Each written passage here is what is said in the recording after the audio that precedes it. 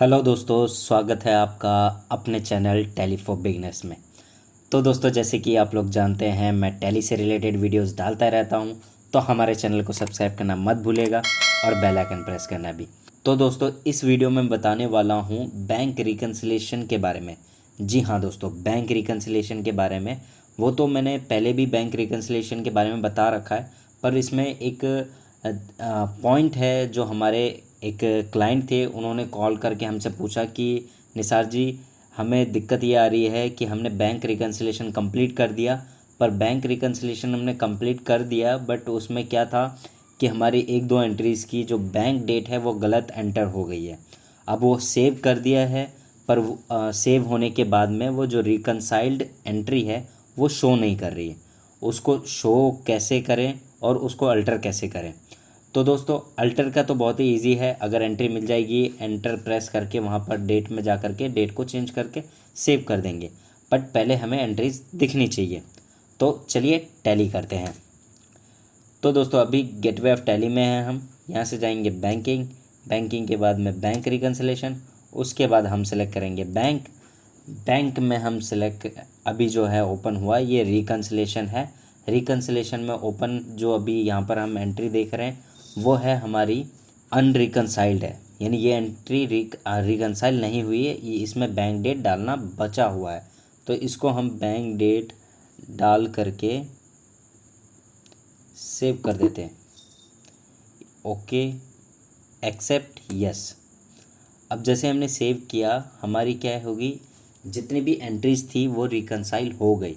नीचे में आप बैलेंस देख सकते हैं, as per company book, as bank balance as per bank, दोनों इक्वल है, कोई डिफरेंस नहीं है। अब चलते हैं आगे।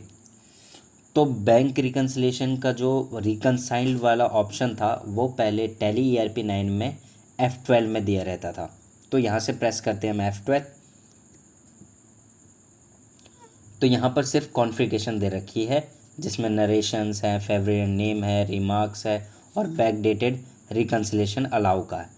तो यहाँ पर वो ऑप्शन नहीं दे रखा है। तो हम बाहर आ जाते हैं। यहाँ पर हमें एक और ऑप्शन दे रखा है जिसके नया शॉर्टकट की है। ERP9 में आपने ये यूज़ ही नहीं किया होगा। Ctrl+B कर करके ये शॉर्टकट दे रखा है बेसिस ऑफ वैल्यूज़ में। यहाँ से प्रेस करते हैं Ctrl+B। उसके बाद यहाँ पर ऑप्शन आता है कॉन्फ़िगरेशन का, लिस्ट ऑफ कॉन्फ़िगरेशन, जो कि ये लिस्ट ऑफ कॉन्फ़िगरेशन F12 में देते थे, ये अलग बेसिस ऑफ वैल्यू में दे रखा है। तो यहाँ पर क्या है, टाइप ऑफ वॉचर एंट्रीज़। जैसे इसको एंटर करेंगे तो यहाँ पर आएगा ऑल वॉचर्स, क्रेडिट एंट्रीज़ और डेबिट एंट्रीज़ ओनली। ये आप अपने अकॉर्डिंग सेलेक्ट कर सकते हैं। उसके बाद में नीचे में लिखा हुआ है इंक्लूड रिकन्साइल्ड ट्रांजैक्शंस। सो जो रिकन्साइल्स ट्रांजैक्शन है उनको यहाँ पर शो करें। उसके बाद नीचे में है include all reconciled transaction till date, वो तो आना ही आना है। मतलब ये है कि जो एंट्री इस पीरियड के अंदर में रिकन्साइल नहीं हुआ है वो यहाँ पर दिखाएं। तो अभी जो हमारा दूसरा वाला ऑप्शन है जिसे हम F12 में ढूंढ रहे थे वो Ctrl+B में है, और सेकंड वाला ऑप्शन है, इसको हम कर देते हैं यस। अब यस करने के बाद में हम प्रेस करेंगे Ctrl+A। Ctrl+A के बाद में जो हमारी एंट्री रिकन्साइल हो चुकी थी वो यहाँ पर शो करेगी। जिस टाइम पे हमने वीडियो स्टार्ट करा था तो मैंने आपको बैंक ऑफ इंडिया का लेजर दिखाया था, जिसमें हमें एक एंट्री दिख रही थी पेमेंट की।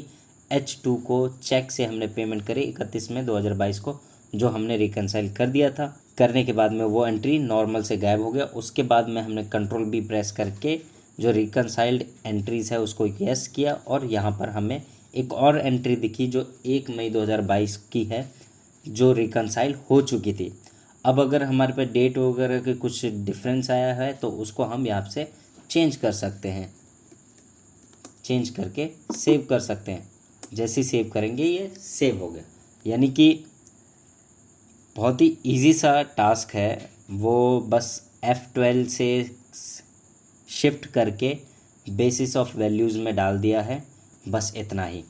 तो दोस्तों, बैंक रिकन्सिलेशन से रिलेटेड कोई भी क्वेश्चन हो आप हमें कमेंट कर सकते हैं कमेंट बॉक्स में। आप हमें डायरेक्ट डीएम कर सकते हैं इंस्टा पे, फेसबुक पे, यहाँ तक कि ट्विटर पे भी, और हम उसका सॉल्यूशन ढूंढेंगे मिल कर के और आपको बताएंगे कैसे क्या है क्या नहीं है, कैसे कर सकते हैं। ओके, तो तब तक के लिए मुझे दीजिए इजाज़त, फिर मिलता हूँ एक नए वीडियो के साथ। Stay tune with us.